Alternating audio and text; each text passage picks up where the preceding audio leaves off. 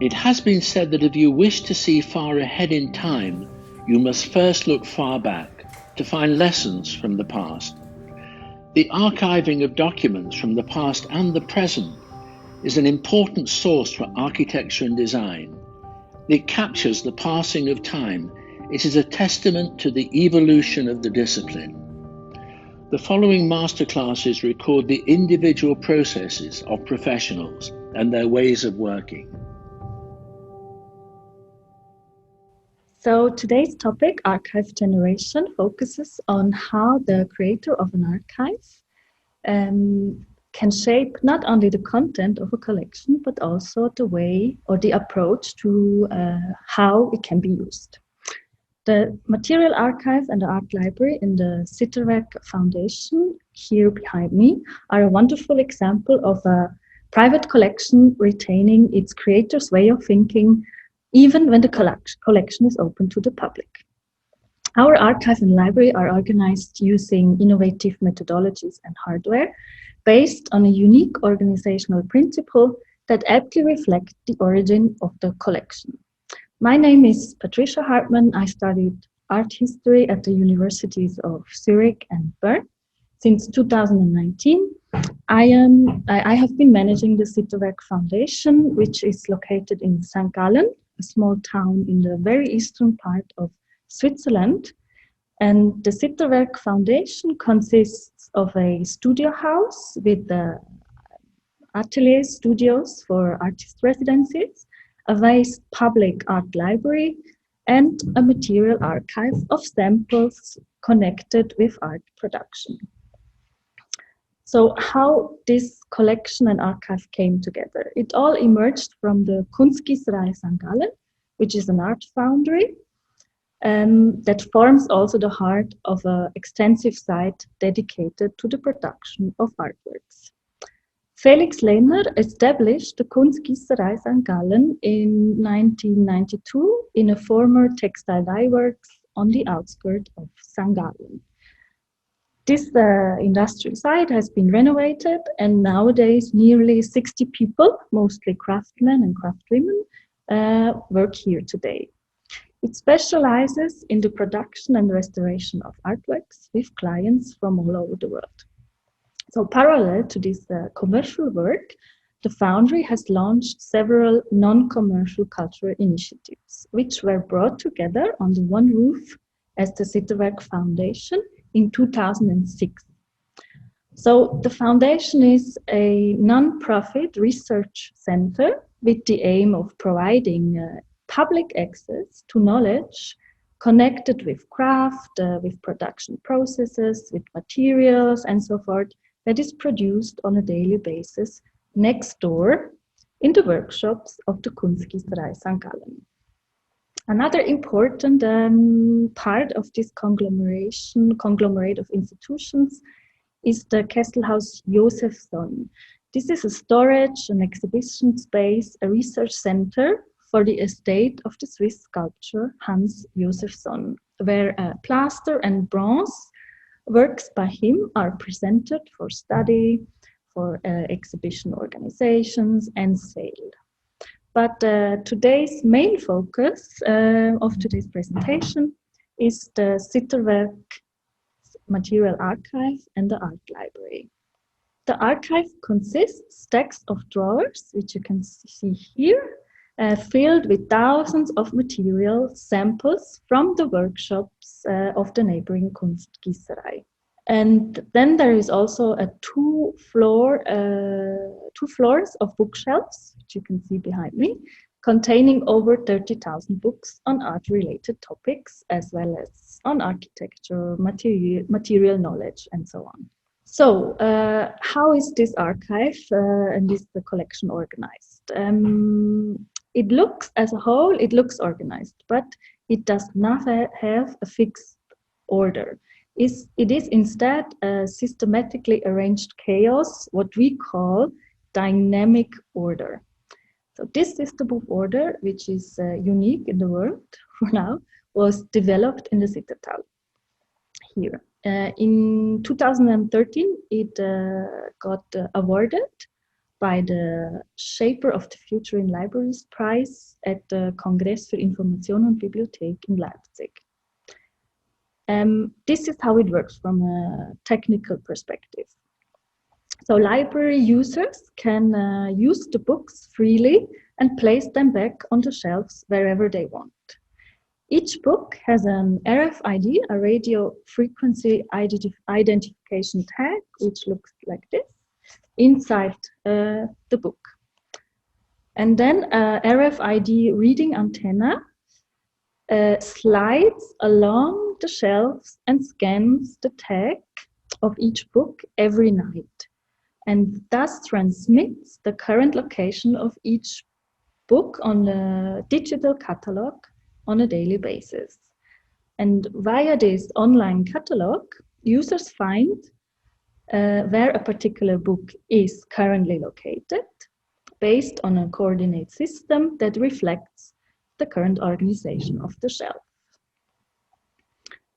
And from a conceptual perspective, this is how this system of order was evolved. So these 30,000 books, how did they come together? And what was the motivation or the need to develop this special system of order for them?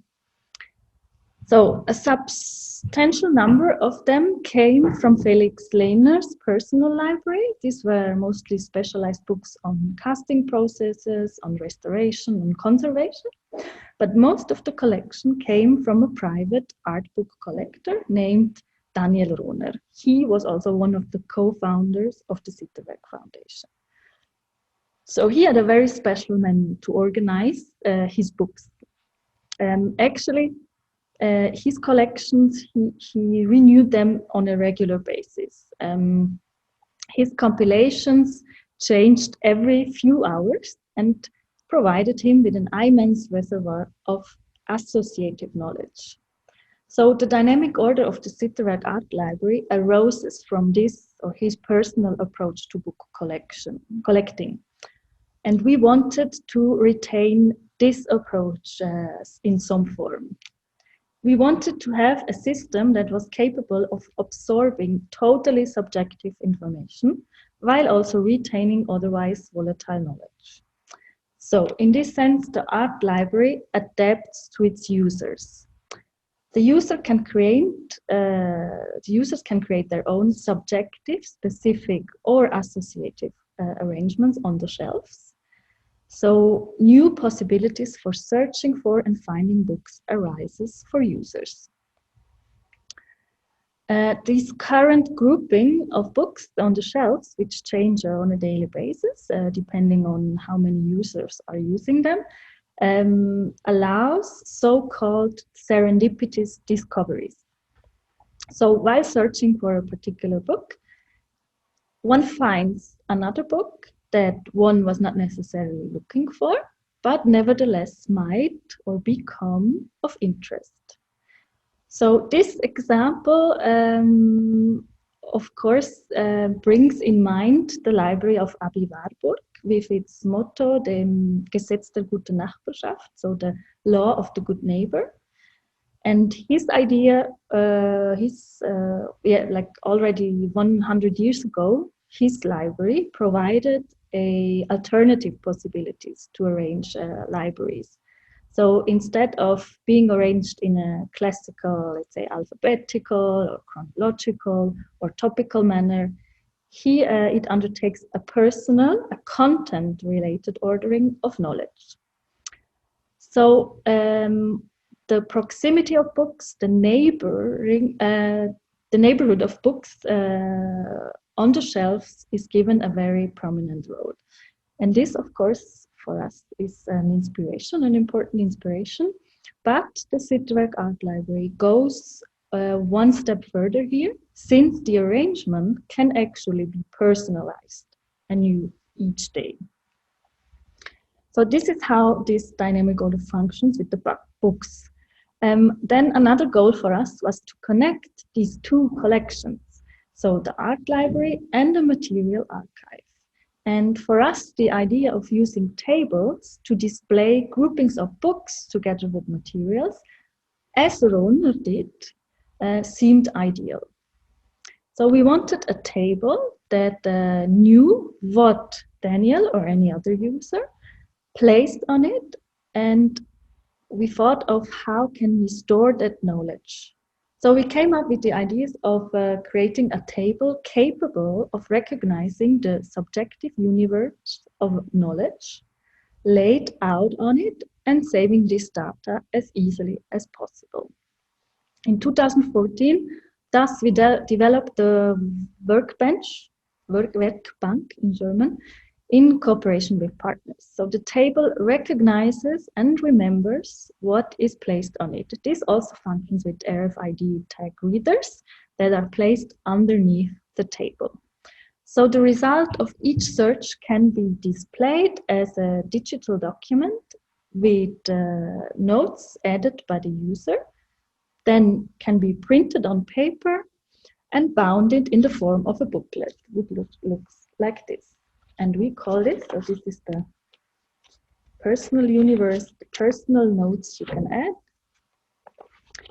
And we call this biblioscenes. So this workbench with the dynamical order this idea of the biblioscene was the move into the abstract digital space and the rematerialization of it by means of the biblioscenes. So this sensory table, how we call it, became a key part of the Sitterwerk's art library and was inspired by Daniel Rohner's talent for a fascinating combination. So this development of the biblioscene project, but also the library itself, comes to life as a result of its users. Artists, scientists, craftspeople, architects, and many others who are using the library are actually also producing its content. So the more searches and resulting book compilations are placed and material are placed on the table, the more diverse the Sitterwerk's catalog, the Sitterwerk's existing cross-reference knowledge base will become, and the more accessible it will be for the other users. So this dynamical organizational principles put into practice at the Sitterwerk have been and constantly are developed further.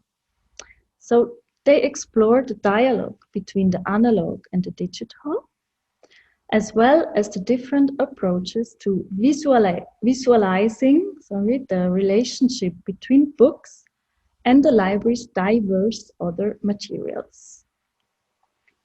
So to sum up the motivation and the development of the Sitterwerk's archive and library, the first step was the dynamic organization based on the way Daniel Rohner, its creator, was using his books, and together with the RFID tags, the robots, and this first sensory table. The second step was the actual workbench, the workbank, with the move into the abstract digital space and the rematerialization of it means by the biblioscenes. The third step was a new developed catalog with a clear link between all the different areas within the dynamic order.